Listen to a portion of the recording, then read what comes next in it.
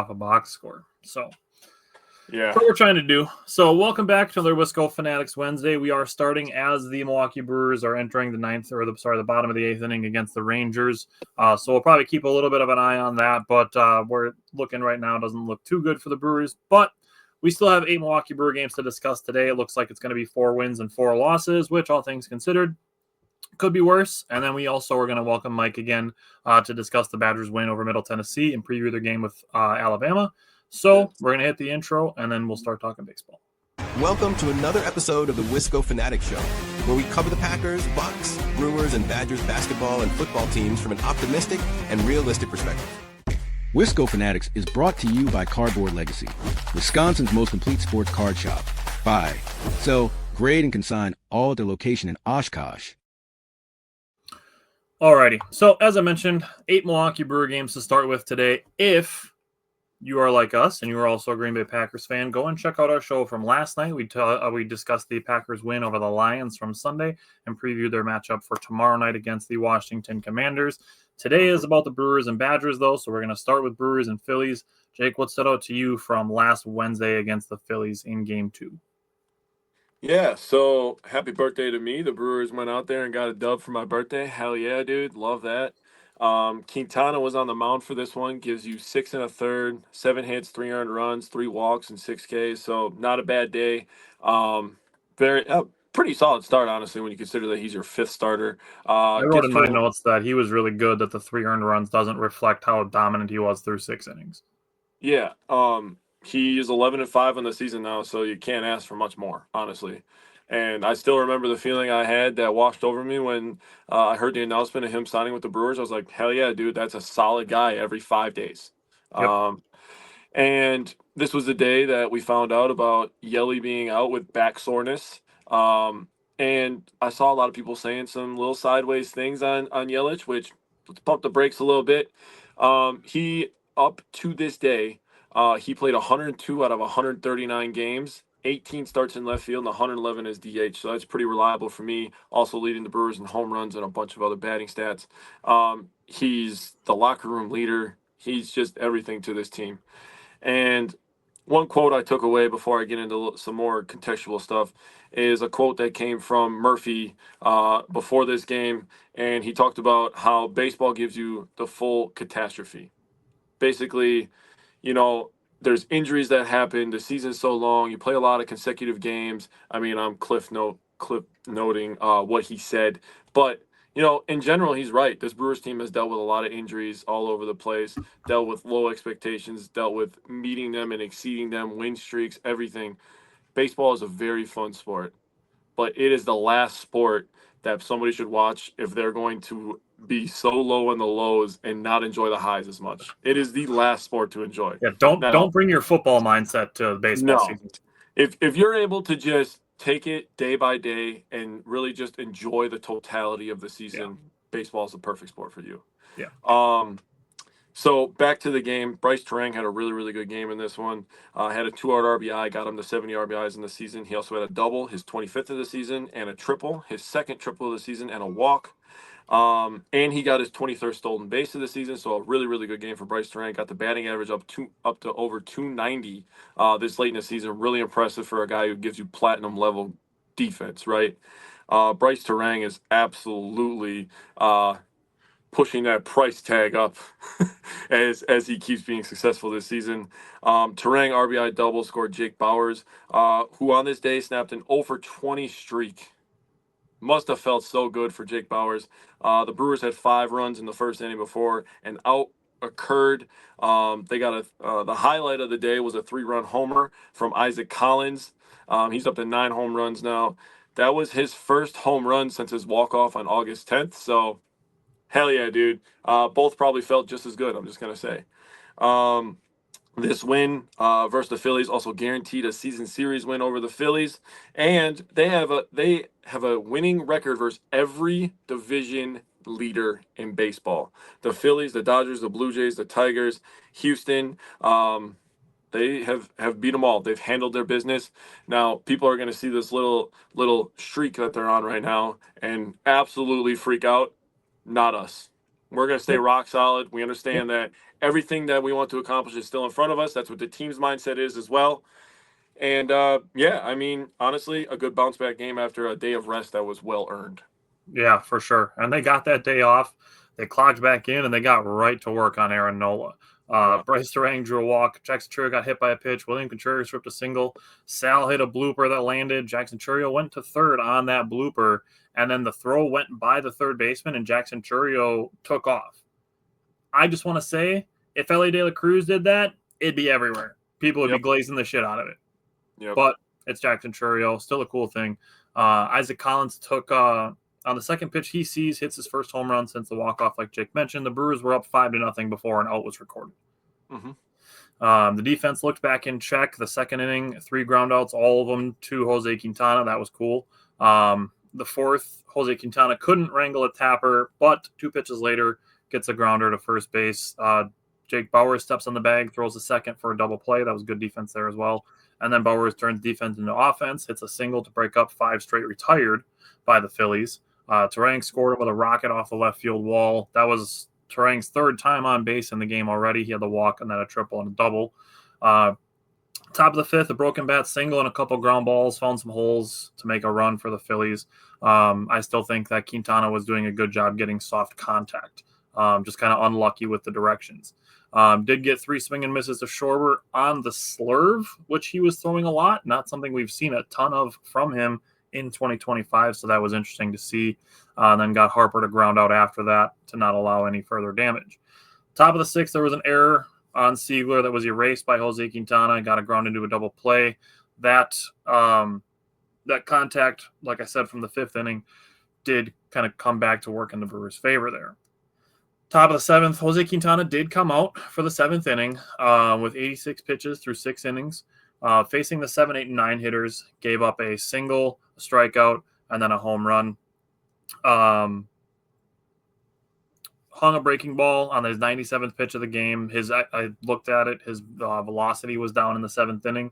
So just kind of seems like if we get to a point where, Jose Quintana's next start, or if he pitches in the playoffs, that 6 innings is probably going to be that cap. Unless he is somehow, at say it's like 75 pitches. But I guess maybe the pitch count is a little bit more apt to something to be paying attention to, that maybe they cap him around 85, 90 pitches. Mm-hmm. With that, Ashby came in for the top of the order, got an infield single by Trey Turner, walked Kyle Schwarber, and then Bryce Harper, as the tying run, got a grounder to Bryce Terang, double clutched it out of the glove, so they weren't able to turn 2. But Ashby got Real Muto to strike out on a changeup. Top of the 8th, Pat Murphy went with Abner Uribe, not Jared Koenig, but he was facing the 5, 6, 7 hitters in the lineup. Those were all righties. He got a strikeout looking, allowed a single on a 3-1 count, and then on a 3-2 count to Nick Castellanos. Got a ground ball. Siegler made a really nice play to start a 5-4-3 double play, making up for the error that he had earlier in the game. Still good job. That was a good job by by Uribe to face the momentum, to face the minimum in that inning. At the top of the 9th, that's when we got to see Koenig, a 1-out, just barely nicked hit by pitch, a really soft one, but it still was a hit by pitch. So it is what it is. He struck out Trey Turner. Got Schwarber to ground out, and just did a really good job to finish that inning. Honestly, that was a pretty good game against a pretty good team. So I really don't have anything to really be like, they didn't do this well enough. Even Siegler, like I said, didn't do a good job by making the one error, but did make up for it. Brewers-Phillies game 3, kind of you look at the lineup and it's like, oh, there's a lot of right-handed batters in here against Ranger Suarez, who pitches 202 to left-handed batters on opponent batting average, 258 versus righties. So you look at that, and then you look at slug. Ranger Suarez versus lefties allows a 242 slug.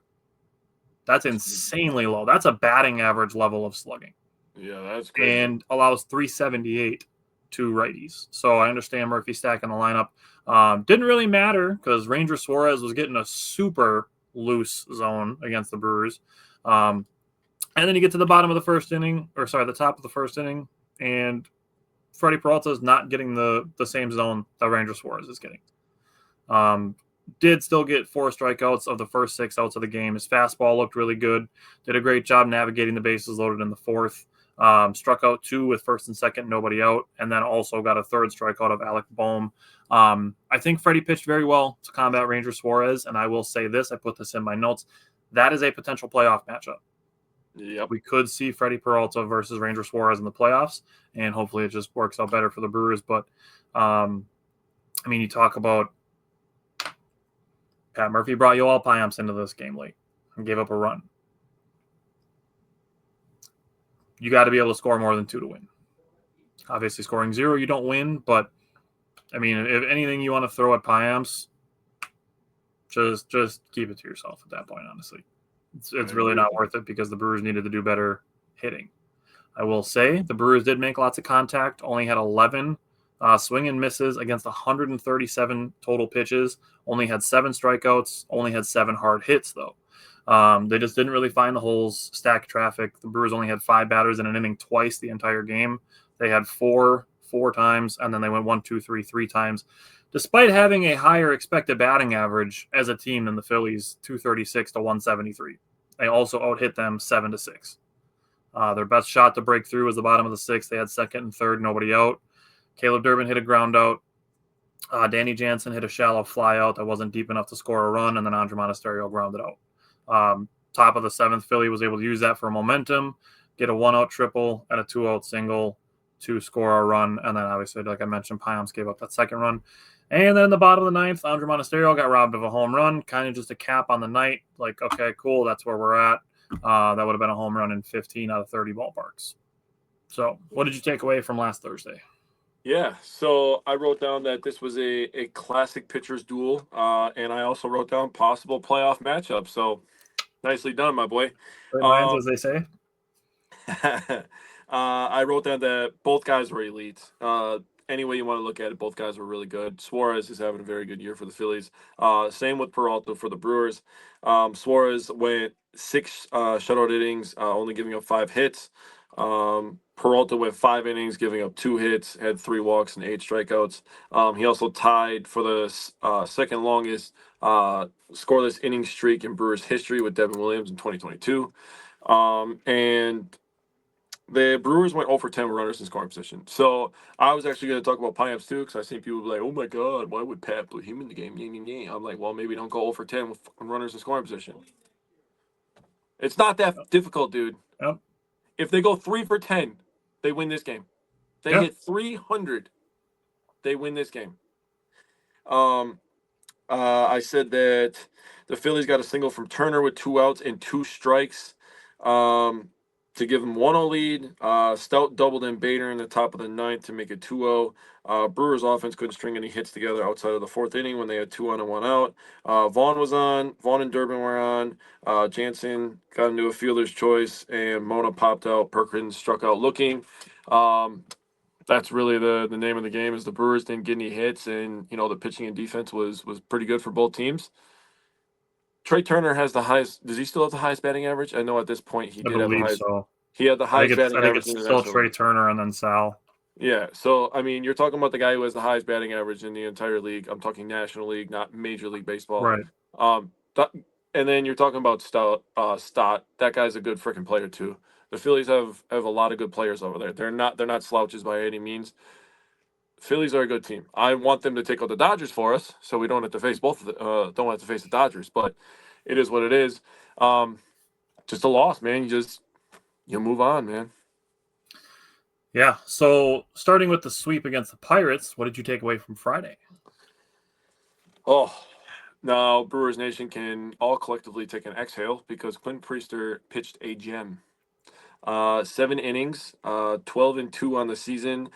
He has 11 straight wins. Oh, the Brewers have 11 straight wins when Priester starts. That's a new franchise record. So congratulations to him. Congratulations to the Brewers for putting that streak together. That's very nice. He gave up 6 2-run runs, had 1 walk and 6 Ks. Did a fantastic job. He's just a ground ball guy, and I honestly, He is the 2025 MLB version of humble pie for everybody that fucking complained about the trade. Like, dead ass. Garrett Koenig was really good, 2 Ks in his innings pitch, and Uribe shutout inning for him as well. The Brewers offense was struggling with runners in scoring position. That is no secret. It's been struggling for a couple weeks now.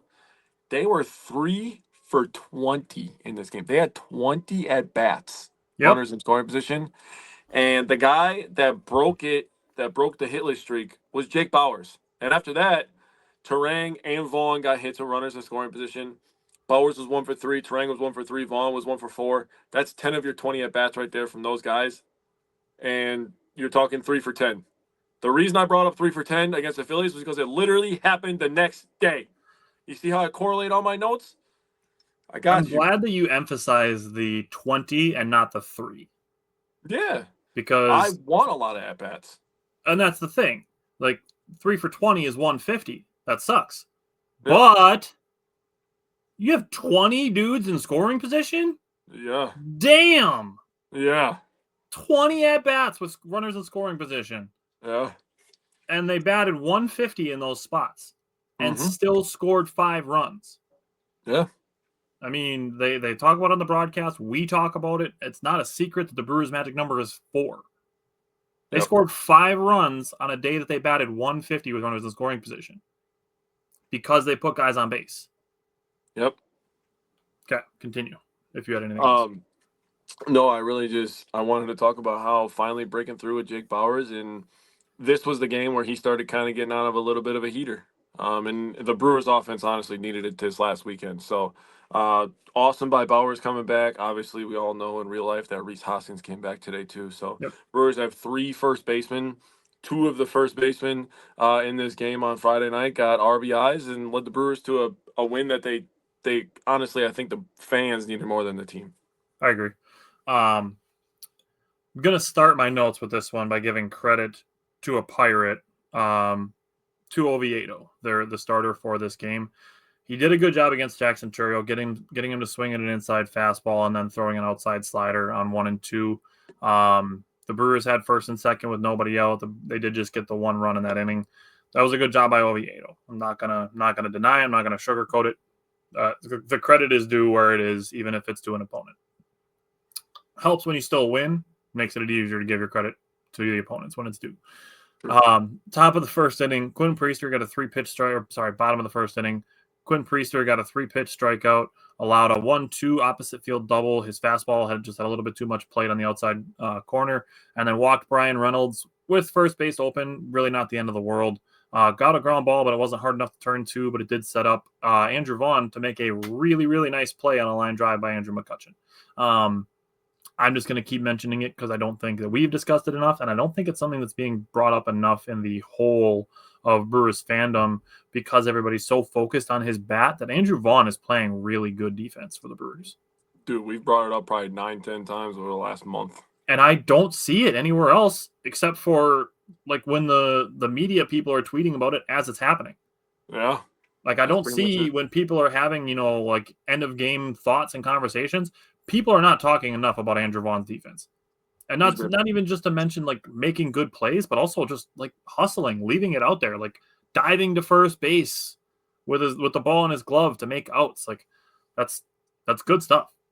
I don't mean to interject too many times in between you talking, but if you really think about it, I mean, because we talked about Bauers last year being more of a defensive guy. He does have some pop right in the bat, but he was much better than Rhys at picking balls in the dirt and stuff like that.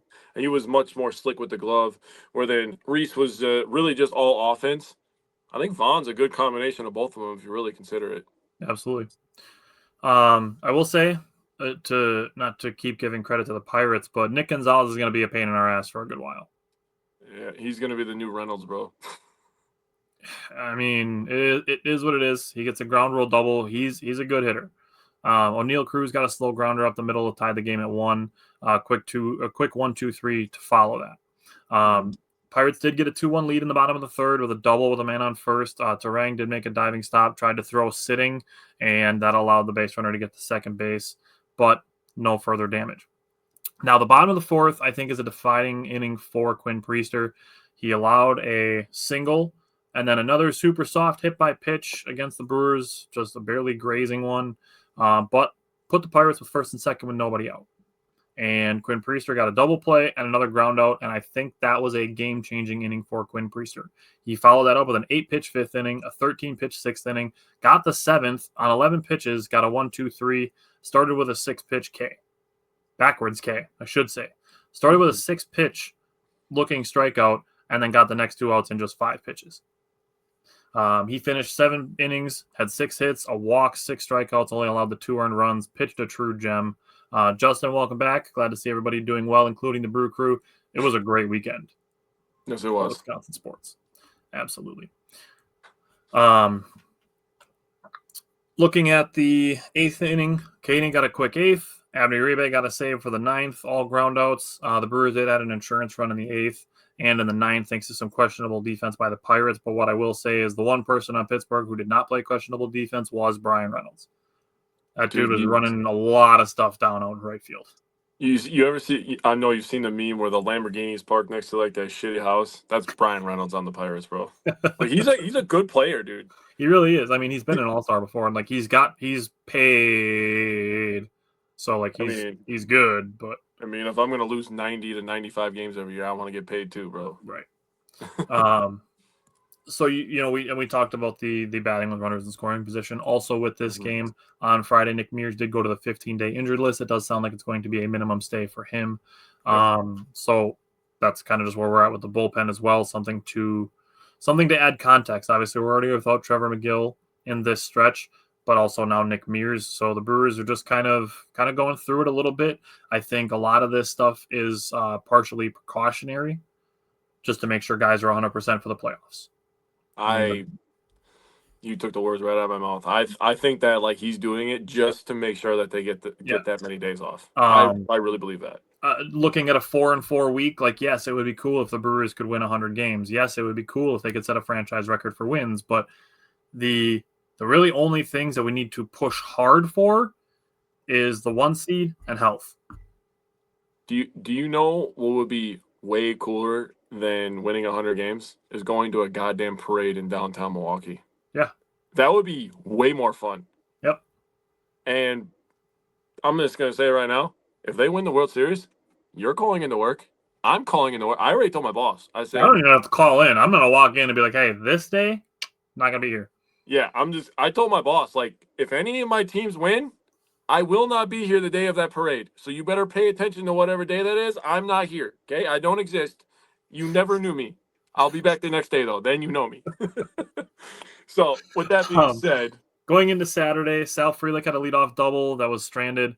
Bottom of the first, Brandon Woodruff got in a 2-0 battle with Brian Reynolds on the 9th pitch of the at-bat, gave up a single, didn't allow any damage. But Brandon Woodruff had 3 strikeouts through the first 2 innings, all of them looking. Yeah. Which was weird, but, baseball. Got a 7-pitch, 1-2-3 third inning with another backwards K. Top of the fourth, William Contreras had a 2-0 bloop single that O'Neill Cruz did not play very well. Missed the dive, and then the next batter, Jake Bowers, got ahead 3-0 and then swung on 3-0 and pulled a 2-run homer. So, it's cool having athletes out in center field, but it's also something worth mentioning that, you put guys in position where they're not terribly familiar with what the position that they're playing, and it can lead to some detriment. Yeah, the growing pains. Yeah. Which we've mentioned with moving Churio around in the outfield. That's something we've discussed, to give a little grace on that. So the bottom of the 6th, the 2-out single did break up 15 straight retired by Brandon Woodruff. 15 straight retired by Brandon Woodruff was broken up by a bloop single. He was fantastic. It was a great bounce back for Brandon Woodruff. 6 innings pitched, only allowed 2 hits, no walks, had 8 strikeouts on only 85 pitches. Giving him that extra day of rest really paid off. Steve said, I do think they're using Ashby a little bit too much. I don't know if they got a backup plan. He should take a day off. I will say the backup plan could be coming soon. Robert Gosser is currently rehabbing, and DL Hall is still expected to be back before the end of the season. It's unfortunate that they're having to use Ashby so much, just because, like we said, they're without Mears and McGill, who are both right-handed pitchers, but they're kind of running out of leverage guys at this point. Yeah. To the point that they put in Eric Fetty for the bottom of the 7th on Saturday. Brian Reynolds led off with a double against them, got a 1-pitch flyout, and then Sal threw a strike to third base. And Brian Reynolds went back to second base and just watched it straight to third base. Just a great play by Sal. He's got a rocket, dude. Dude, I'm going to say something when we talk about another game this week, but did get a ground out to Joey Ortiz, a nice play on a slow roller to fire to first base, and then a great stretch by Andrew Vaughn. Again, Vaughn with the defense should be mentioned. Brewers bring in Big Z for O'Neal Cruz for a lefty-lefty matchup. He's batting 105 against lefties. Yeah, I saw that. I was like, that's yikes. Unfortunately, he did get walked, and then versus the right-handed hitting Nick York, threw a really nice changeup, got a foul pop out to Caleb Durbin. Pop to the 8th, the Pirates brought in a big lefty for Sal with 1 out. Sal Frelick had a nice at-bat, fouled off 2 pitches on the inside corner, gets one on the low outside corner, and serves it up the middle, and Jackson Churio hits a 2-run home run to left to bust the slump and open up the lead for the Brewers. Turang in another lefty-lefty matchup, he got a single. Contreras got hit by a pitch. There were 13 pitches thrown, no outs, 2 runs scored, and 2 guys on base. Not the way the Pirates wanted that inning to go, obviously. No. Bottom of the 8th, with Tobias Myers, he got 1 out, allowed a walk, allowed a single, and then brought in Ashby. And it's unfortunate that is a place where, like Steve said, maybe using Ashby a little bit too much. But this, to me, that bottom of the 8th inning, with putting Tobias Myers in that situation, I saw it as an audition for who's making the playoff roster. Obviously, you don't want to be looking ahead too much to the point that you're losing too much focus. But these are things you have to pay attention to. Yeah. Like, you don't want to get to the postseason and not be prepared, with health and rest and, having a plan, and then be like, well, why weren't they thinking about this all of September when they were clinching playoff spot and, then clinching the division and then clinching the 2 seed and then clinching the 1 seed? Like, these are things that they're going to think about now. That's part of the big picture. That's part of being a professional baseball team.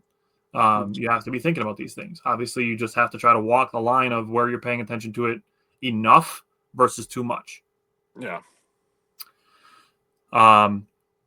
Ashby got ahead 0-2 super quick with an inside corner fastball and then a big old curveball, and then got a double play ball right to Bryce Turang. So great job by Ashby in that one. I will give credit again to a Pirates pitcher. Caleb Durbin hits a rocket up the middle, and the Pirates pitcher made like a behind-the-back catch. Like, oh, cool. That'll be on a highlight reel in 10 years when people are making compilation videos of crazy pitcher plays. Love that. You get to the bottom of the 9th. The Brewers left in Ashby. He struck out Reynolds. Walked Reynolds. Struck out Tommy Pham on a beautiful curveball. Gave up ground roll double to Gonzalez to give the Pirates their only run of the game. Didn't get a run on that because it was a ground roll double. And then they got a run on an O'Neal Cruz ground out. And then another strikeout on what I would call a vanishing curveball by Aaron Ashby. So what did you see from Saturday? First of all, random thought. Who has lost more baseball games in the last 3 years than Tommy Pham? That guy has lost a lot of baseball games. He was on the White Sox, and now he's on the Pirates, bro. He was on the Pirates last year also, I think. No, wasn't he on the White Sox last year? Did he get traded? I thought he was with the Pirates last year. Did he get traded? He tried to get released and then signed. I think he released and signed. Keep talking. I'll look it up. He tried to get into that fight with Contreras, remember? At home plate. That's why I think he was on there last year. But sorry, that's just a random thought. My brain's just going all over the place. This is what I wrote down. So Woody looked like the guy that came back from injury when he first came up. The 0 walks is the biggest part for me. Walks were a problem for the Brewers for a couple of weeks there, and now the pitching is starting to rein it back in. Obviously, getting some off days is helping the arms. But Woody got his 6th win of the year. He went over his stats, very nicely done. Fetty Z, they did a nice job. I think Big Z does make the playoff roster, just my opinion at this point.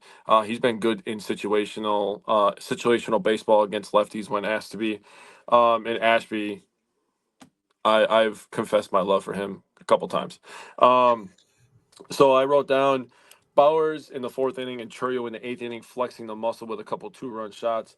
In the 4th inning, Churio ground out to first. Terang, strikeout swinging. Contreras, first base to right with 2 outs. And Bowers, 382 feet to right center. Coming out of the slump and showing the power now. This is the Jake Bowers that the Brewers need down the stretch. So absolutely beautiful job by him. In the 8th inning, Ortiz had a ground out. Frelick had a 6-pitch battle. He followed off a sweeper and got a sweeper right after that with 2 strikes. And he hit it right up to center straight away. Did a nice job there. And then Churio golfs a low cutter, and that was a good pitch. Yeah, honestly, and you can watch the at bat back, and you're like, dude, so many people swing and miss at that. But that's what makes Jackson Churio special. Is he's able to hit some of that stuff, 365 feet for a home run.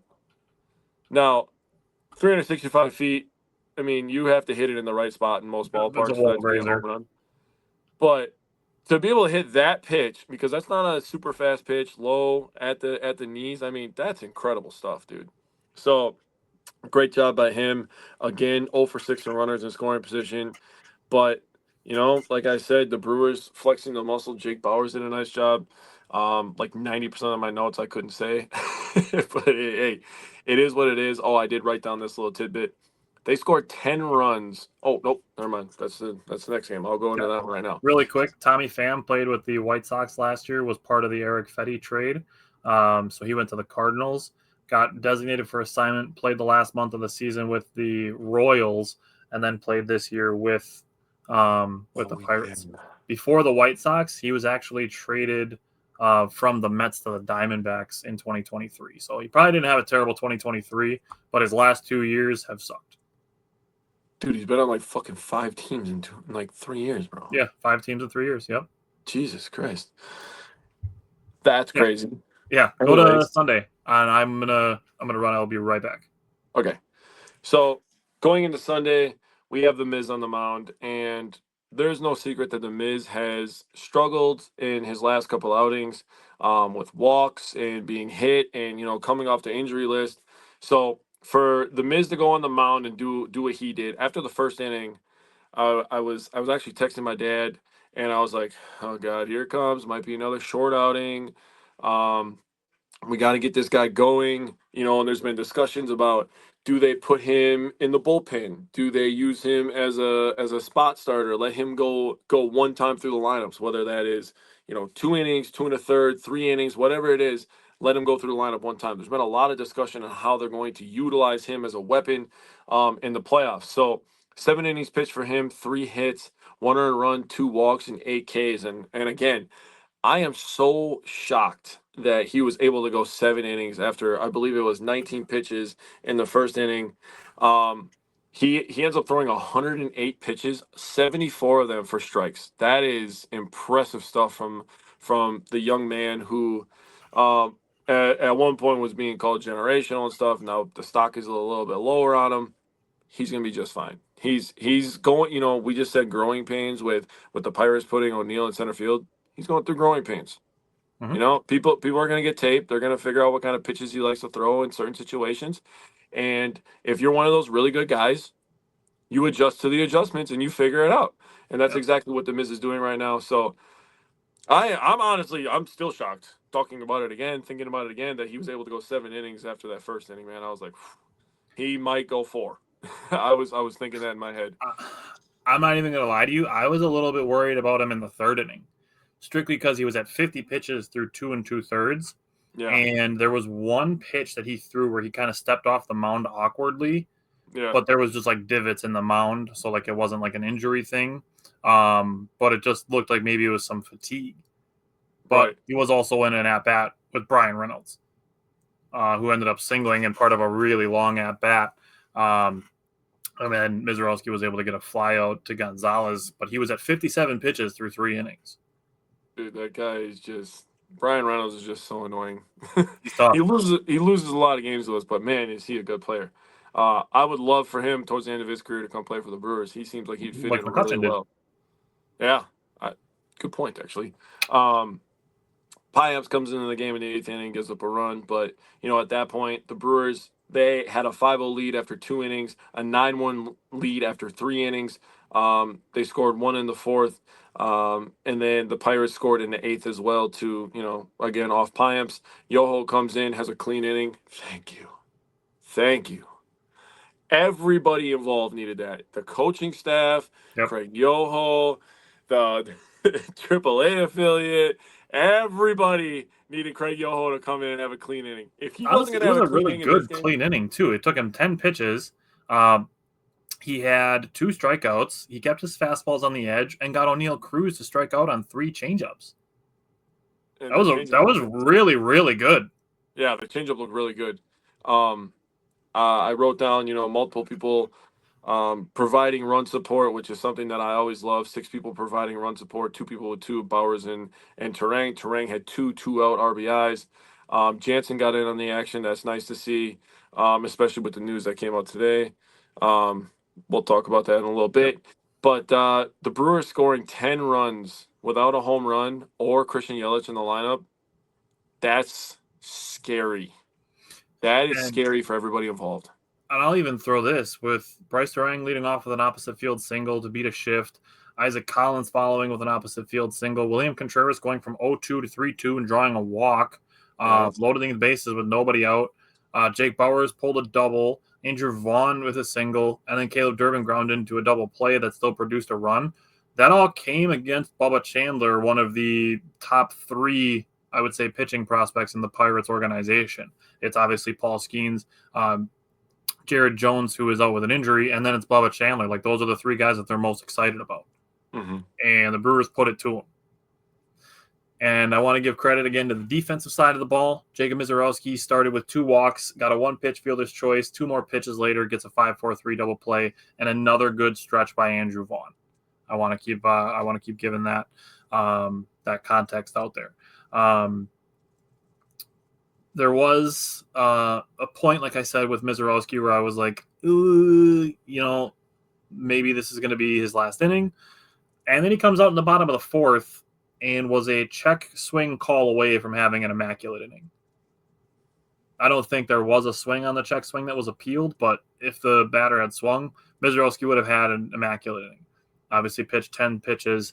But my favorite part of it, and I'm going to post the video before Mizorowski's next start, is you get to the final batter with 2 strikes, and you can see Mizorowski mouthing fastball. He's like, fastball, fucking fastball. He shakes his head. He's like, fastball. And then he gets, I'm assuming, the call for the fastball, and he nods. He throws a 101-mile-an-hour fastball painted on the corner. Like, dude's 23, loves Pokemon, and has stones bigger than basketballs. Like, that was impressive to me. I don't care that it's against the Pirates. Had 81 pitches through 5, got an 8-pitch 6th inning. The 7th inning added 2 more strikeouts for a final his final strikeout being a 10-pitch at bat to Joey Bart. He retired 16 of the final 17 batters, including 13 straight. Damn. On those career-high 108 pitches and 7 innings. And you talked about Yoho already, but the last thing on Mizorowski, his velocity, break, and spin were all normal, all within normal levels, which means none of that was the cause of him having a really good game. It means that it was the command was the variable that was better. And honestly, that's something that we mentioned on the show too. When he first came up, we talked about, that was the big issue on him, and everybody was talking about it. But once he gets that down, dude, it's GG's for everybody every 5 days. So then he's going to be Tariq Skubal. Yeah. Oh, yeah. I like Tariq Skubal. He's very good. that's Mizorowski's ceiling. I mean, Mizorowski with good control is Tariq Skubal. I like that. All right, let's go to this Rangers series. Honestly, just kind of an annoying series, if I'm being honest with you. Yeah, Like, I don't have much for the first game, but yeah. We can start with Monday. Caleb Durbin grounded into a double play, wiped out an Andrew Vaughn single on the top of the second. He did make up for it with a really nice play on the third baseline, throwing from foul line to foul line. I don't think people really understand how long of a throw that is, especially for a guy who is perceived to not have the greatest arm for third base. Right. So good on him. Jose Quintana was perfect through 4 innings. The defense was all over the place. Texas just putting the ball in play. Did allow a walk to Berger to start the 5th after Bryce Terang couldn't wrangle a foul pop-up. The next play was a fielder's choice on a web jam by Joey Ortiz, which I think would have been an infield single if there was nobody on base. Followed by a double off the left field wall. It was the first hit that Quintana allowed. And again, we talk about Jackson Churiel being in unfamiliar ballparks and having the occasional misplay off the walls and stuff like that. He played that one really well, held it to a single, and Quintana allowed a 4-pitch walk to a right-handed hitter to bring up the number 8 hitter, who was also a righty. Got a quick 0-2, and then he yanks a grand slam. Quintana was still only at 73 pitches through the 6th inning. The number 7 and 8 hitters did combine for another run later on, but just one of those things where Quintana talked about it. It's just a couple bad pitches here and there, and that's really just what it is. Brewers stacked a little bit of traffic in the game, ultimately didn't get any runs. We did get to see Isaac Collins play an inning of third base, which is interesting. Just, again, trying to juggle all the guys that you have on the roster while also getting guys some playing time in other positions and also giving guys some rest. This game, the biggest thing to me was Christian Yelich. Christian Yelich back in the lineup. Listening to him talk about it after the game, it sounded to me like he was not at all concerned, that it was just back soreness and nothing more. He played, I think he might have played all 19 of the games in the 18 days. He did, I think, if I remember correctly. And then he talked about the fatigue of just having a back surgery last year and then playing, like Jake said, 102 out of the 139 games. Is that where we were at? It was 132 of 139. He had 18 starts in left field, 111 as DH. That's a lot of baseball to be playing. That's a lot of at-bats. Back surgery. Yeah. For playing almost every day. But Christian Yelich's at-bats, a 105 mile an hour exit velocity deep fly ball that had an expected batting average of 640 and a home run in 2 out of 30 ballparks. His second at-bat was a single up the middle. His third at-bat was a 106.4 mile an hour exit velocity pitch that had an 840 expected batting average and a home run in 2 out of 30 ballparks. That's really where that game went. Just kind of an annoying game on Monday. What stood out to you? James, welcome back. Yeah, first thing I said was welcome back Christian Yelich, and hitting the ball hard with little to show for it. Had a single that he absolutely crushed in the 5th. Brewers also had 1 hit in the 7th. They got 2 hits in the 6th and 2 hits in the 8th. So they stacked traffic in the 6th and the 8th. I mean, both in the 6th inning, both of them were infield singles, Perkins and Churiel. In the 8th inning, Perkins and Bowers both had singles. So the Brewers had 6 hits in this game, all of them singles. Wasn't for lack of them crushing the ball, which really is the name of this series. The Brewers were crushing the ball, and it was just directly at people. I mean, that's going to be most of my notes for the next game as well. But and last night, I didn't get to watch much of it live, but I did rewatch at work today. I had to watch it in spurts on my breaks, but I got through the entire game. And going into game 2 here, Brewers ended up losing that one last night, 4-5. It was a Chad Patrick start day as the Brewers try to rotate through starting pitchers here. He gives you 4 1/3, 3 hits, 3 earned runs, 3 walks, and 6 strikeouts. Honestly, all in all, the ups and downs that Chad Patrick's had, the mental fortitude that it's probably taken him to get through and fight through this season. Not a bad start, honestly, on the road against a team like Texas that is trying themselves to fight for the playoffs. And they're on fire right now, obviously. That's just That's just kind of how sports are. Some of it matters on matchup dependent stuff. Home and away, obviously that's a big one. And then when you see people is a big thing too. So right now, Texas is playing really, really good baseball, and the Brewers are trying to cipher through giving guys rest and have a lot of injuries, and that's just the name of the game. But Christian Yelich got his 16th steal last night. He was 2 for 5, had a run, an RBI. 93 RBIs in the year now, so 7 more to get to 100. I'm really hoping he gets to that 100 and that 30 home run mark. Churio had a good game last night, 3 for 5, scored a run. Jake Bauers had an RBI, 26. He absolutely crushed a home run, his 7th of the year, so he is absolutely on a heater. It's 443 feet. Yeah, that was a fucking mammoth shot. Ashby, that's where the comment from Steve comes in my mind was last night was like, guy looks tired. He looks a little exhausted. Anderson and Myers did a nice job. 1 walk in 2 innings between them, 3 Ks. Also want to give a shout out to Contreras. I know that he had to sit out today, but last night he was 2 for 3 with 2 RBIs and had a walk. The 2 RBIs, he's up to 71 now. For a guy having a down year to have 70 RBIs is pretty damn impressive, considering he's caught literally almost every single day. That's crazy. He's neck and neck with Real Muto of who's going to play the most games at catcher. Yep. You mentioned Chad Patrick being called up to started the game out with 3 strikeouts. In the bottom of the second, had a walk, then a 75.9 mile an hour single, and 85.5 mile an hour single. Producing a run. Sal did throw a guy out at third base, and this is where I said I was going to bring something up with Sal Frelick. He's got a real strong case to win back-to-back Gold Gloves. Yeah, he does. The next play was a flyout. If Sal doesn't throw that runner out at third base, that could have been the second run for the Rangers at that point. Yeah. Now, I will say this game, again, super annoying. Top of the 5th, Bryce Terang was robbed of a home run on a short fence. Then with 2 outs, Joey Ortiz on first. Jackson Chourio hit a tapper that Joey Ortiz would have scored on, but had to hold at third base because it was a ground rule double. A gapper, not a tapper. And then Christian Yelich had an infield single to tie the game. Stole second base, like you said, and William Contreras got down 0-2. Hits a 106 mile an hour single up the middle, make the game 3-1. And then a 2-run home run ties the game at 3. And then Ashby comes in, goes single, triple, double that makes the game 5-3 Rangers, and the Brewers would get a run back later on the Jake Bauers home run. The thing that annoyed me with this is obviously I bring up the exit velocities that produced the Rangers' first run. The Brewers had 13 hard hits in this game.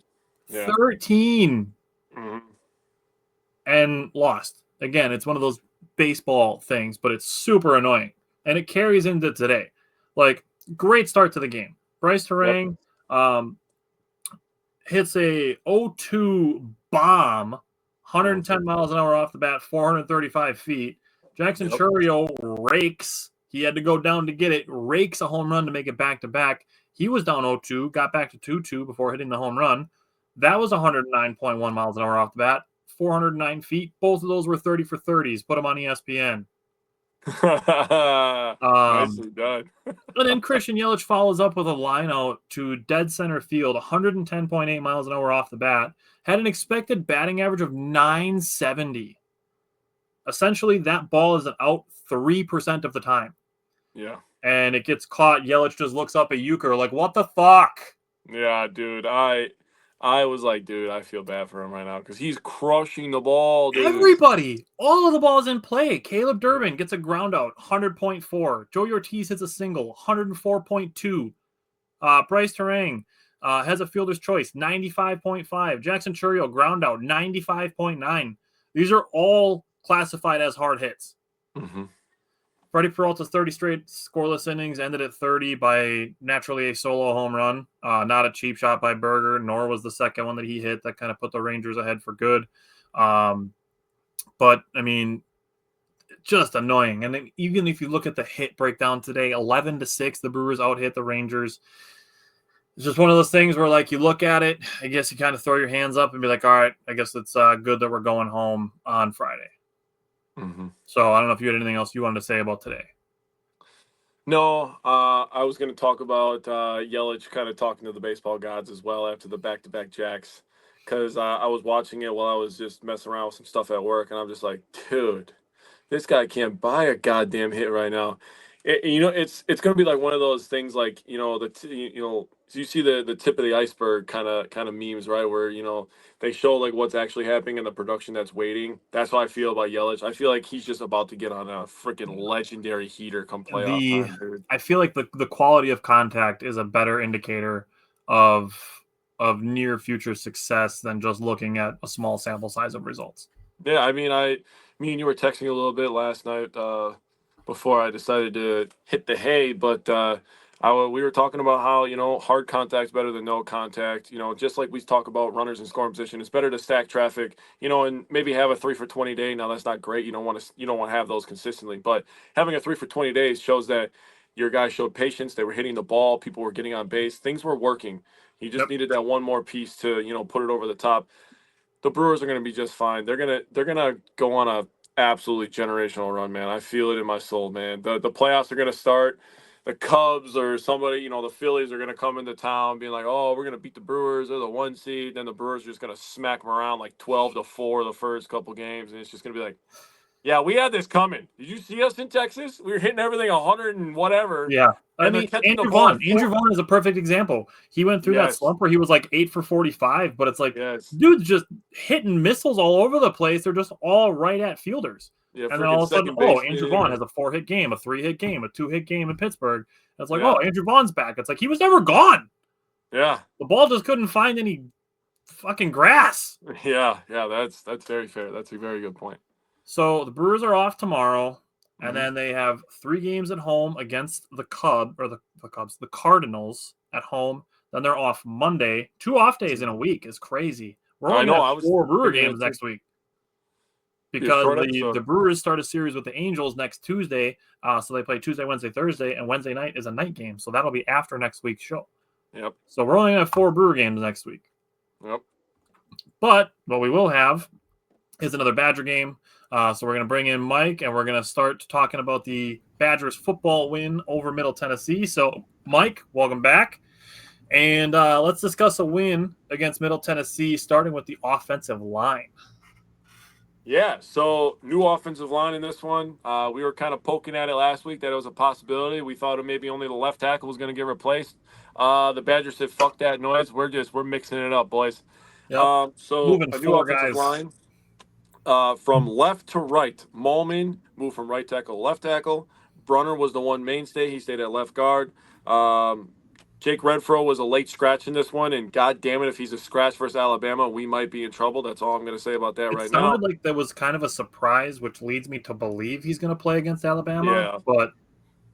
But what you said, I think that he is more vital to the Badger success versus Alabama than Billy Edwards Jr. is. By a I'm being- mile. Respect. they have a So much serious. better backup in Danny O'Neal than they do at center. Yes. How do you say his name? Kadanko or whatever? Gary Kadanko, Kadanko. whatever. High snap. I guess that's how you can say his name if you wanted to. Oh, dude, sorry, I just hit the wrong button. Coverly at right guard, and Mandel moved from left tackle to right tackle, which he showed some really good effort, especially on that long run by Tretch. He got 2 key blocks to spring him open. What did I write here? I think the tackle spots played much better, in my opinion. And then I wrote down their stats. Malvin had 1 hurry and 1 pressure. Brunner gave up 1 hit and 1 pressure. Kadunko, his snapping out of shotgun was an issue in this game, especially in the first half. His high snaps was just really, it's just timing. It's messing with the timing of, run plays, pass plays, everything, right? It's just messing everything up. You're expected to snap the ball, read the defense, get rid of the ball, right? Like that's how it goes. That's the process of how things are supposed to happen. Coverly had 1 hurry and 1 pressure, and Mandel, really, really good game for him. He was much better this week. I'm sure he got challenged after he got his tail whooped a little bit in week 1, but he was really, really good, I thought, in week 2. I was watching him very closely because I was like, wow, they left him in the lineup. That's crazy. And like I said, he made a couple of key blocks, was really good at getting up to the second level. I do think that we need to get more of a push in the run game. I'm not trying to take Mikey's mantra here, but Badgers running backs had 74 yards after contact. Jones had 27. Dupree had 21. That's 48 of the 75. They had 157 yards total. That means they had 83 yards without contact. That's not going to cut it in the Big Ten. That's not going to cut it against Alabama. We need to get a better push up front and allow our running backs to get 4 yards up the field before they have to break tackles. You let them get 4 yards up the field and then the 27 yards after contact and the 21 yards after contact. That's where you start controlling time of possession. That's where you start putting Billy Edwards Jr. and Danny O'Neal into successful situations. That's where you can run play action that Tyler and I talk about. You can throw a deep ball to Vinny Anthony Jr. down the field, right? They're going to need to do that kind of stuff against Alabama. Yeah. Mike, how did you feel about the run game?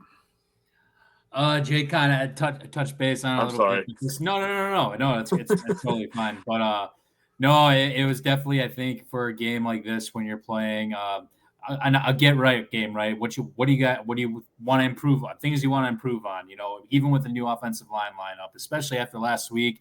It wasn't the greatest run game last week either. It was a little bit better, but today, I mean, I'm not gonna lie, boys. I'm a little worried, especially as far as the run game goes, specifically the run game after watching this. Dylan Jones, 10 carries, 36 yards, 6 carries, 25 yards. Yak, 4 carries, 15 yards. Jake and Jet, that goes back to what Jake mentioned. Without the big runs of Tretch and Vinny Anthony, we're at 20 carries for, I wrote down 76 yards, 3.8 yards per carry, right? But I'm not going to put this not all of this on the line. I do think a majority of it did have to do with the interior. You already mentioned the names. But Jake and I were talking about this during the game too, when we were on the goal line. Clear-cut example, Jackson Aker, when it was a dive right up the middle basically, and Jackson Aker was the lead blocker, and he completely whiffed at it, right?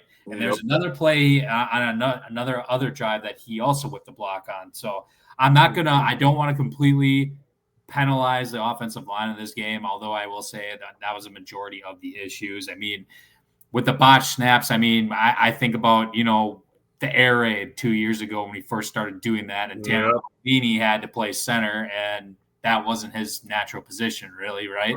Yeah. So I just think of that. That's literally the first thing that comes to mind when I watch this last game, and it worries the hell out of me if we're going to have to do the same going into Alabama. So I think kind of what you said. I think it's more vital that Jake Renfro does play this game more than a Billy Edwards Jr. in this case, because we've seen. Obviously, Daniel O'Neal, he's got experience. He's got a whole year of starting under his belt. Whatever, that's besides the point. But no, I think, going into this week, it's going to be crucial that we have to establish a run game of some sort. I'm not asking for, 200, 250 plus yards, but we need to keep Alabama honest. Like the point blank. Otherwise, we are not going to have a shot. All they're going to do is tee off on Danny O'Neal. And we're going to be looking for another quarterback to play in this game. So it's got to clean up always around O-line and running backs included. No error assignments. Pass blocking for the most part was pretty good. I don't believe we gave up too many. I think it was 1 or 2 sacks maybe, but it was good for the most part. But no, one of the biggest call-outs was our own running backs are missing blocks on the runs too that they are responsible for. So I think it's definitely a collective thing. About with this running game. It's not just the O-line. It's everybody that's involved that's responsible for making those blocks. One of those sacks did come as a result of a snap over the head of Danny O'Neal, so that does count as a sack. Yeah. I wouldn't really put that on the offensive line so much as, unfortunately, is just on the one guy who's snapping the ball. But as the passing game is concerned, you did mention the runs by the wide receivers that did result in touchdowns. Tretch Kahuna had a 61-yard touchdown. That was a run. And Vinny Anthony had an end-around touchdown. That was a run. But I want to throw out on the Vinny Anthony touchdown that was out of play action. So just kind of another wrinkle added there. Now, Danny O'Neal, the third drive, hit a couple big chunks to Vinny Anthony, Chris Brooks, and then a beautiful touch pass to Lance Mason for 34 yards. Had a chance to hit Mason for a touchdown on 3rd and 3, just had a really bad throw as Mason was breaking towards the sideline, just kind of basically threw it to the out-of-bounds line. With that, they get to a 4th and 3, a good play to have Tyrell Henry run back underneath the slot wide receiver and then break back out for a touchdown. That was a nice play design and a good play and a good execution. Trech Kahuna could have had a crazy like top 10 play type touchdown. Got to get a foot down. It's obviously it's tough. It's tough to be like, oh, just get a foot down. Like, I'm not saying that. I understand that it would have been difficult, but I believe in the athlete that Trech Kahuna is. You got to get a foot down. Just one. I thought dude was gonna jump out of the damn stadium, bro. I was like, Jesus Christ, dude. And I get too that if Danny O'Neill didn't have, had like a little bit less zip on that it could have helped.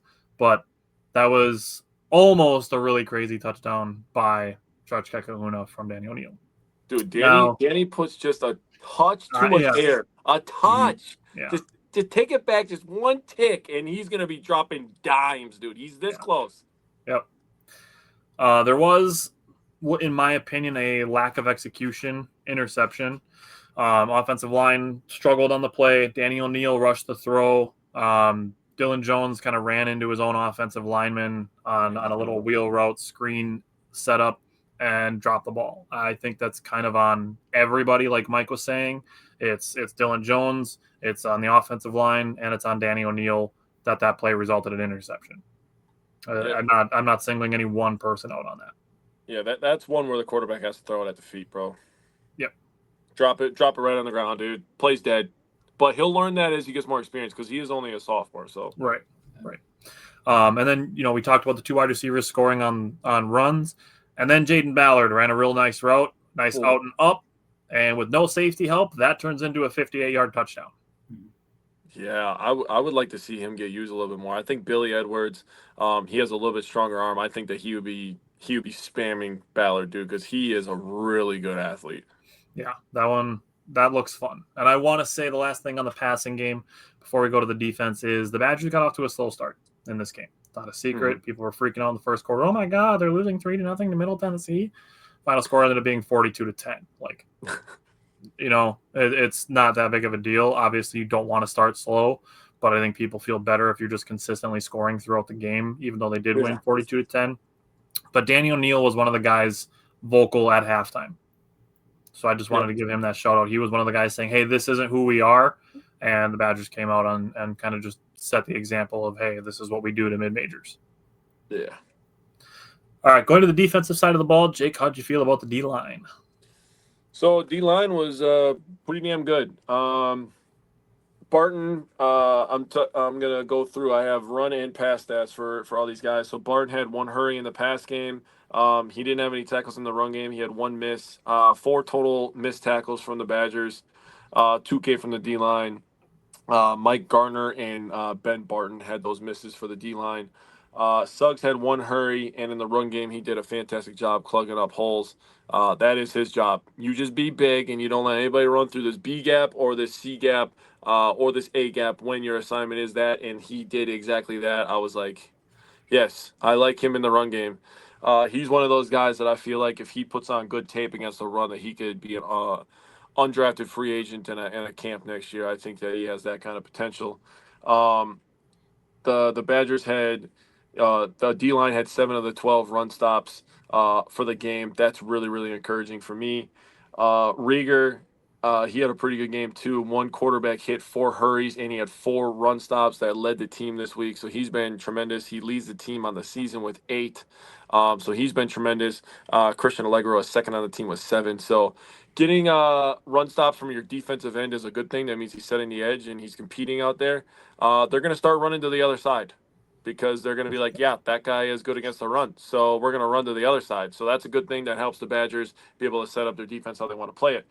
Daryl Peterson had a sack. That's a sack now in back-to-back weeks for him. That's what his job is to do, get after the quarterback and cause havoc, make impact plays, momentum plays. 6 sacks for Wisconsin, 2 from the D-line. Lane and Peterson got them.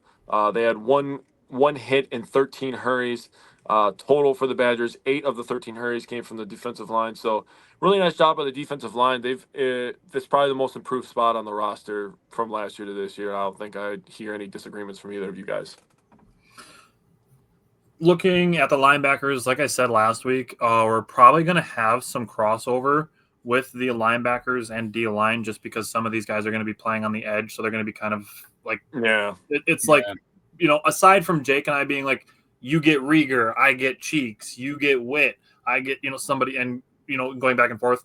We're just going to talk about guys that do well and give them extra emphasis if we see stuff. What I will say this week was Sebastian Cheeks was a guy who was causing consistent pressure. Last week it was Rieger. This week it was Cheeks.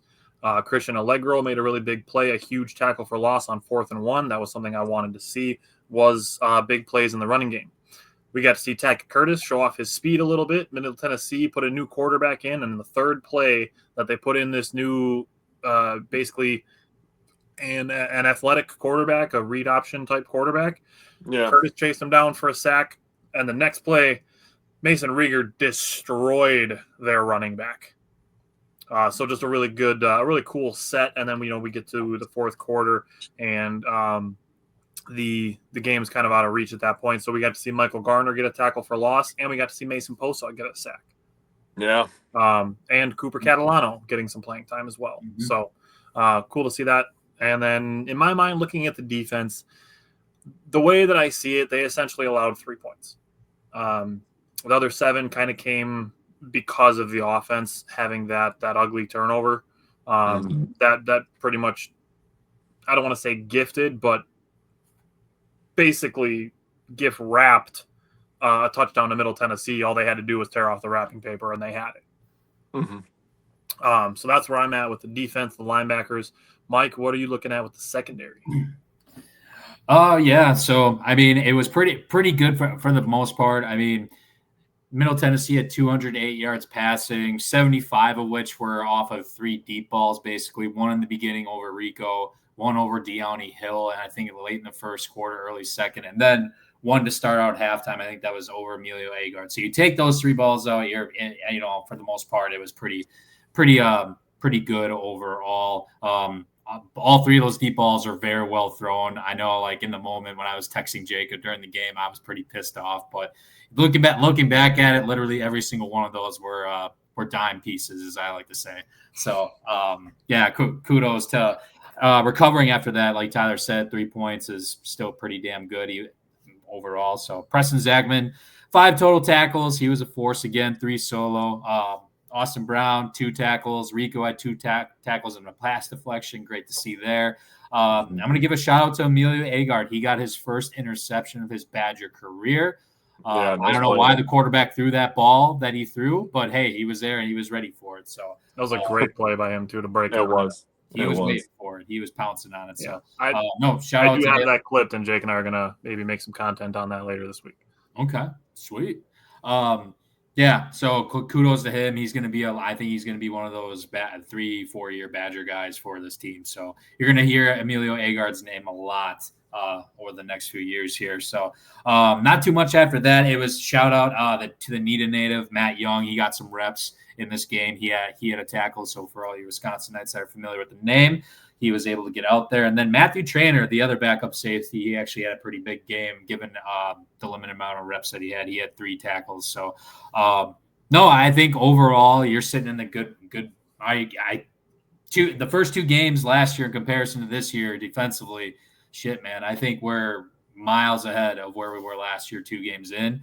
I think I just saw before we're tied for like 3rd in the country with 8 total sacks. It's granted it's only 2 games in, but I mean, still 2 games in, you're at 8 sacks, tackles for losses up.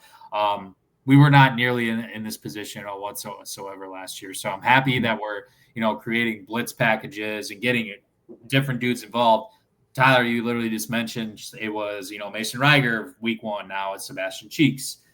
This week it was Emilio Agard. Last week it was, guys like Gamir Latimer and who had the pick for us. Oh yeah, Preston Zach, of course. Yeah, he had 2 picks. So the more guys that get involved, same thing with the D line. Shit, we got 6 guys that we're 6 deep now, with 6 guys that are 300 plus pounders that can rotate constantly. This week was Brandon Lane. You heard his name quite a bit. He was probably if you want to call it MVP of the D line in week 2, that's what I would probably say. So he's a big old boy too. Yeah, yes he is. Big old boy. Yeah, For Do sure. you have anything else you wanted to say on Middle Tennessee, or should we move forward towards Alabama? We want Bama. All right. Start on the offensive side of the ball. Looking at the passing game, Alabama has played Florida State and Louisiana. And I'm going to be honest, it was Louisiana Monroe. Two very different programs. I basically completely ignored everything from Louisiana Monroe and focused essentially just on how Florida State was able to beat Alabama. That is also what I did. Florida State only threw the ball 14 times. They ran the ball 49 times against Alabama. However, of those 49 rushes, 16 came from the quarterback. Now, it sounds like a lot of read option, which I'm not opposed to seeing Danny O'Neil kind of put in that role. To me, it just doesn't seem like something that is big for Jeff Grimes' offense. So whatever number of passes that Danny O'Neil does end up throwing, he needs to be efficient. Whether it's 15, whether it's 30, whether it's 40, it doesn't matter. Whatever number of passes he throws, he needs to be efficient. And I guess I just want to see if he gets into a point where they do give him the option to run, or they bake in some design quarterback runs. I want him to take what the defense gives him. Mm-hmm. I'm at the point where I think I trust Danny O'Neil to run the ball if the option presents itself. So I get that on the passing game, I'm kind of going into the running game a little bit, but it's really just about trusting the quarterback. And like we said before the season started, this is why the Badgers went and got 2 starting caliber quarterbacks in the transfer portal. Mm-hmm. You know, we're not putting a deer in the headlights out there. We're putting a guy who started as a freshman last season who has starting experience. So hopefully there's a better situation this year against Alabama than there was last year. So, Mike, what are you looking for in the running game? Opportunities, man. I mean, you basically just hit it on the head. I mean, Florida State, cooked these guys. They ran for over 200 yards. There's opportunity there for us to – it's not – basically, you read that whole stat line, Tyler, you just said, that sounds like Wisconsin. That sounds like the old – sounds like Iowa. Iowa, yeah, the Big Ten West teams. Let's say damn near sounds like an Army-Navy game. Yeah. Fucking A, dude. So when I look at this, I think if we can just pray to God Jake Renfro plays in this game. Yeah. Because there's going to be opportunity to, hopefully run a little bit and open up that play action. I thought, going back to last week real quick, I thought Jeff Grimes did a really good job adjusting. Not everything was going right for us in the first half. Mm-hmm. That's, I think, what a big, big difference is this year that we're also seeing. You're seeing adjustments. You're seeing different types of plays being called. I mean, 2 reverses, point, but that's just 2 examples, right? Nothing, but just getting back to the point, I love the fact with like Grimes, we know that he's good at adjusting. He realizes, oh shit, this isn't working. We got to try and do this. But I think we still have to establish a run, even if Jake Renfro doesn't play. Kerry Kadanko's got to play center again. So be it. There's going to be opportunities there. So I'm still looking forward to at least Dylan Jones getting maybe 10 to 15 carries, Darion, hopefully, 8 to 10, Yak getting involved in some regard because he definitely deserves a place in that lineup. So I'm looking forward to seeing opportunity. Jake, what are you looking for from the offensive line? Yeah, so I also wrote down about the Florida State 14 pass attempts, but 2 of the 14 pass attempts went for 40-plus yards. They had 1 go for 40 and 1 go for 64. Remember the 64-yarder. That's going to come into my bold prediction. It's time to establish the run. In week 1, Florida State ran the ball 49 times for 239 yards, 4 touchdowns to 4.7-yard average. 7 players for Florida State had a rushing attempt. That sounds like Wisconsin. Florida State did a nice job mixing in the sweeps and the outside power runs. They let the quarterback run the ball a little bit. I don't see Danny O'Neil or Billy Edwards Jr. running the ball that much, but if the offensive line can sustain blocks and allow O'Neil / Billy Edwards Jr. to be comfortable back there, you can run the ball through the air, essentially. So anybody who's a ball knower knows exactly what I'm talking about. Hit the wide receivers and the tight ends on your little drag routes, your little slant routes, maybe run some wide receiver screens. You can run the ball through the air every once in a while if you can't just straight up go I formation and outpower them, which you're not going to be able to do that all game anyways. But Florida State, from what I watched, they were stretching them horizontally, which then allowed them to stretch them vertically through the air. So I think that's a really good game plan for Wisconsin to do. Offensive line's going to have to hold up. And I think O'Neal could have a field day. I really liked what he did last week. If he plays like that with that level of poise, which is going to be tough on the road, Badgers have a chance. I like it. Switch to the defense, stay in the trenches though, Jake. What are you looking for from the D-line? Yeah, so Bama quarterback Ty Simpson isn't known for his legs, so he's a different type of quarterback. He's kind of a statue back there.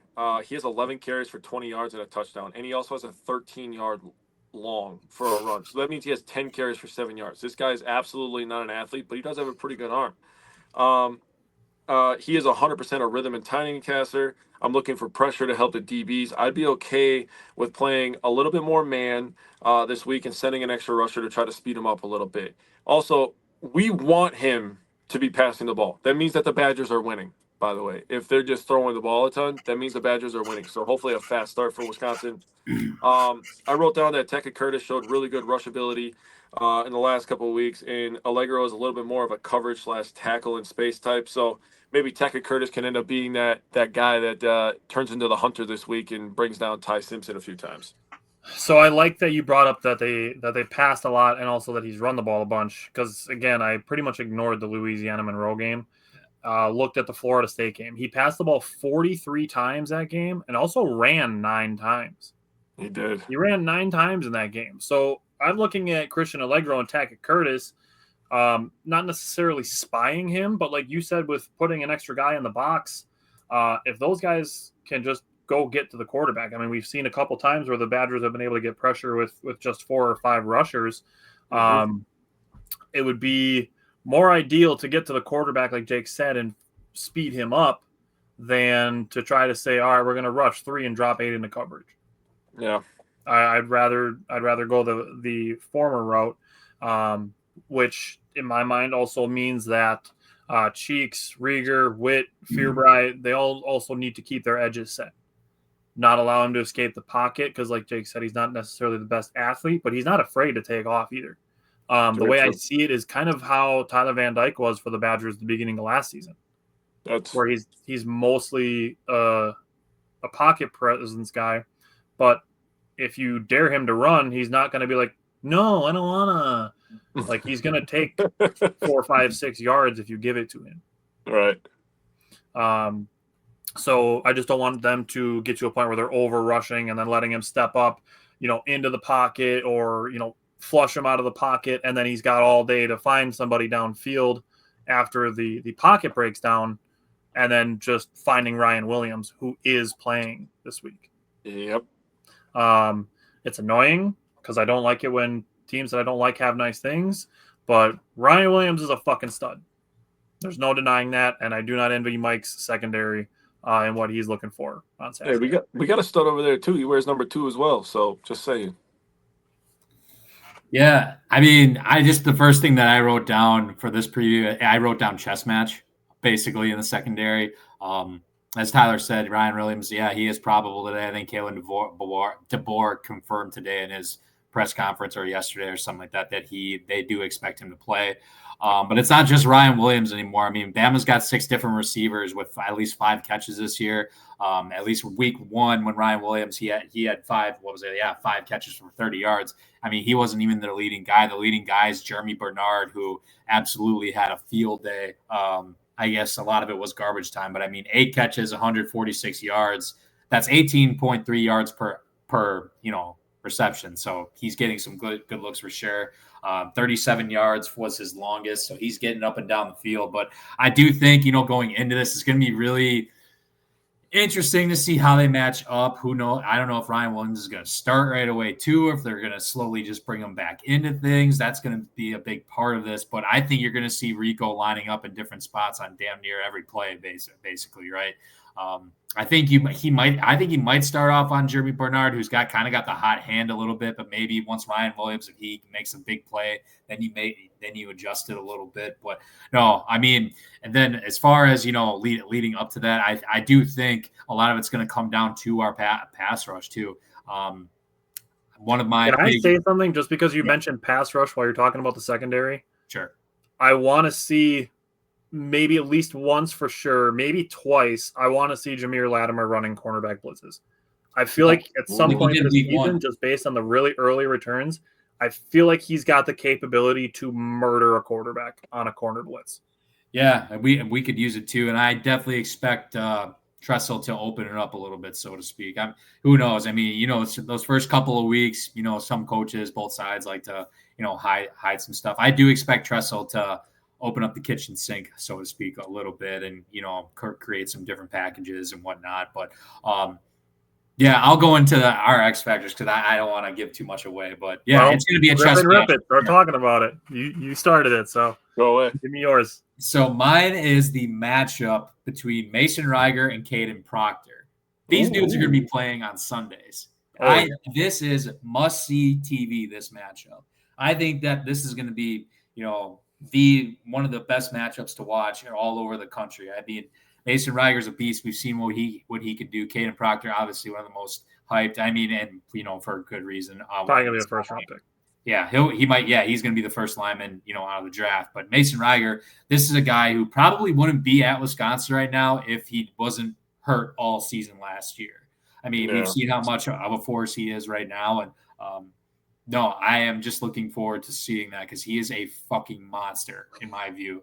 And I think the combination with him and Sebastian Cheeks, if we can create some pressure on Ty Simpson, get him a little uncomfortable, hopefully that can just open it up for guys like Rico and, Preston Zachman to just make plays, whether that's maybe throwing a cross-body throw or something along those lines that we could, create turnovers for because we're doing a better job of that this year, at least as of now. So, no, I am going to be glued to that matchup for sure. And I think that could play a big part in the end result in this. I like it. Jake, who is your X factor?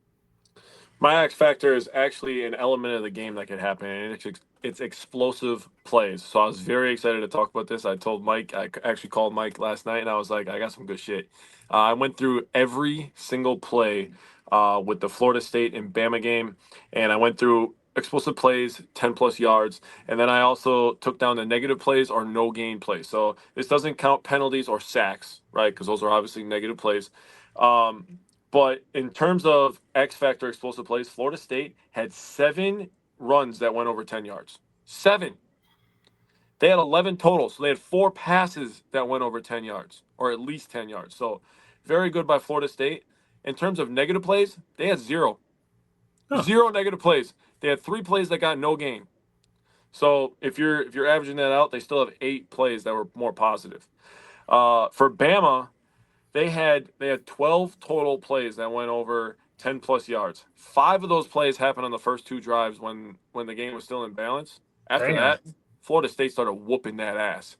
On those plays, 11 of the 12 were pass plays. They had 1 run that went over 10 yards, so Florida State did a really nice job bottling up their run.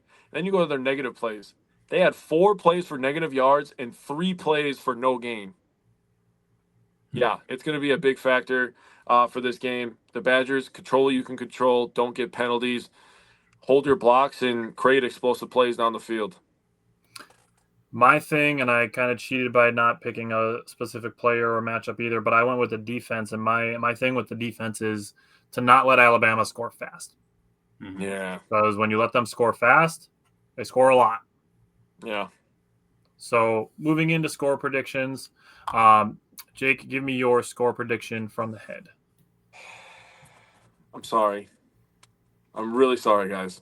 Don't be. I have Alabama winning 24-20. I think that this Badgers team is much better than people think. They're going to earn some respect.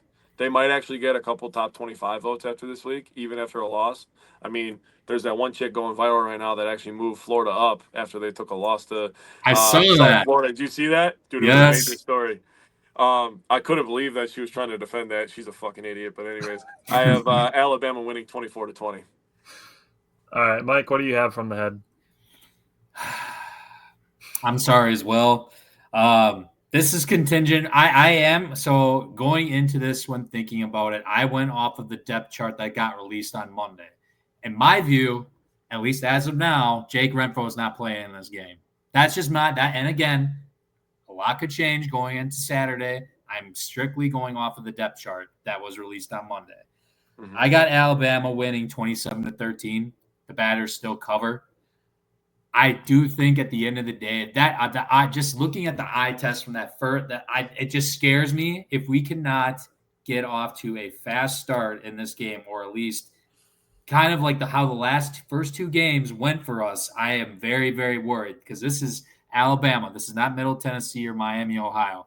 We cannot afford to come out like how we have been the last two weeks. Bama will go up 14-0 on us just like that. That's just in my view. That's just what I'm thinking. I'll say this. A little bit easier to get the guys pumped up to play at Alabama than it is to play fucking Middle Tennessee. I will say that. We're going to see, right? I mean, this mindset will be a little bit different, bro. There's going to be people heckling them and stuff. That gets the blood flowing a little bit faster. Yeah, I expect that because Coach Fick has said it multiple times. This is what these guys have signed up for. You know what you have signed up for, whether you're transferring in or you're coming in as a freshman or whatever, you're junior, senior, whatever, who you transfer out, whatever. Yeah. These guys know what they signed up for at the end of the day. He's been very repetitive, saying that. So, Jake, you do have a point. I do fully expect these players to be engaged. And again, this is why they are here, for playing games like this and for having this kind of gauntlet of a schedule we have coming up. So I'm hoping they're locked in. But at the end of the day, unfortunately, I do have us covering, but I don't have us winning. So you guys make good points on the getting up for the better opponents, and I think the Oregon and Penn State games last year are perfect examples. Yeah. Of playing up to your competition. So I would gladly be wrong about my score prediction from the head. I do have Alabama 30-16. In my mind, I did still see that as the Badgers being able to put 4 scoring drives together. And that to me is like, again, it's not, obviously we don't want the Badgers to lose. Like, we're going to do heart predictions in a second and we're all going to have the Badgers winning. I guarantee it. But if there's, and I don't want to do this because I don't love the participation trophy connotation that comes with saying consolation prize. But if the Badgers can put 4 scoring drives together, it will make me feel better about their potential of pulling an upset off later in the season as the gauntlet continues. This is just the first of the 6 Infinity Stones that they're facing with the fucking schedule this year. Yeah. So I'd be happy to be wrong, but if I flip to my heart prediction, this is going to tie into my bold prediction for the game as well. I have the Badgers 28-27. So Mike, what's your score prediction from the heart? I got 21-17. I think if there's any chance for us to win this game, we're gonna have to keep it kind of low scoring. Just my view, but of course I got the Badgers winning from the heart, baby. From the heart, yeah. I mean, It's the ideal optimistic scenario. So, Jake, what is your score prediction from the heart? Yeah, I'm glad you brought up the spread, Mike, because this is the biggest spread that the Badgers have had to face since 1996, which makes me feel old because I was alive then. I flipped the score a little bit. I agree with Mike. It's going to have to stay low scoring. We're going to have to control time of possession. I have Badgers winning 24-17. All right, so I said my heart prediction tied into my bold prediction. So with the Badgers scoring 28 points, I have that as 4 touchdowns, and I have it as all passing touchdowns, and 2 of them going to freshmen. Ooh, okay. So could be Eugene Hilton, could be Grant Steck. So some interesting things there, but 4 passing touchdowns, 2 of them to freshmen. What do you have Bama scoring? 27. 28-27? Jesus Christ, Tyler. Give me a heart attack on Saturday. Hey, it's a hard score. Hey. It is, man. Hey, fair point. Well played. Mike, you have a bold prediction? I'll give you mine after. Yeah, kind of. And this is just more so what I think what is going to end up happening, not necessarily from the heart or head type thing. I got Danny O'Neal's going to throw the ball at least 40 to 45 times in this game. Whoa. I'm not even going to lie to you. I'm here for it. Yeah. Honestly, I don't care if my score prediction of 30-16 comes true, but if Danny O'Neal is running around slinging that thing, hell yeah. And it could be for better. It's for better or for worse. Let it fly. Fuck yeah. I'm with it. So I told you guys to remember that 64-yarder, right? That Florida State had in week 1. That 64-yarder came off a wheel route from the running back coming out of the backfield. I have Yak catching a long touchdown, 45-plus yard touchdown against Alabama because I think that linebacker, if that same linebacker is covering Cade Yakameli, Yak's going to yak. That's all I'm going to say. I love it. Alrighty, there you have it. Our recap and preview of the Badgers football team. We will be back again next Wednesday. Like Jake and I said, we will have 4 Brewer games, and we'll welcome Mike back again next Wednesday to recap the Alabama game, whether it be good, bad, or ugly. And then we'll be previewing their next game. So jump in and tune in again next Wednesday. And also we will see the Packers tomorrow night. So tune in to our Packers recap show next Tuesday. One more sleep. All right. See you guys later. See you next week. Later.